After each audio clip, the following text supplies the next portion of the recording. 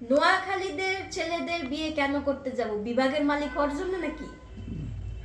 না, আমি মোটেও কোনো নোয়াখালী, কোনো কুমিল্লা, কোনো চাঁদপুর আর কোনো ভোলার ছেলে বিয়ে করব না। কি কারণে? তারা আপনার কি ক্ষতি করছে? আমার কোনো ক্ষতি করে নেই। তারা হচ্ছে সমাজের কীট। তারা হচ্ছে এত পরিমাণ স্বার্থপর, তারা শুধু মানুষেরটা খেতেই পছন্দ করে, জীবনে কাউকে তারা খাওয়াইতে পছন্দ করে না। তারা জোচ্চোর, তারা বাটপার, তারা চিটার, তারা ফ্রড। হ্যাঁ, বাংলাদেশের ম্যাক্সিমাম মানুষকে তারা হচ্ছে বিব্রত করে। তো আসলে আপনি এই যে এক এক বিভাগের মানুষকে নিয়ে এইভাবে কথা বলা তো ঠিক না আসলে। না না, আমি আমজনতা হিসাবে আমার ওপিনিয়ন আমি শেয়ার করছি। শুধু বাংলাদেশ না, এরা যখন দেশের বাইরের কান্ট্রিগুলোতে যায় তখন বাংলাদেশের নামে হচ্ছে তারা একটা নেগেটিভ ভাইবস ফেলে আসে, তারা বাংলাদেশের নামে একটা বদনাম রটিয়ে আসে।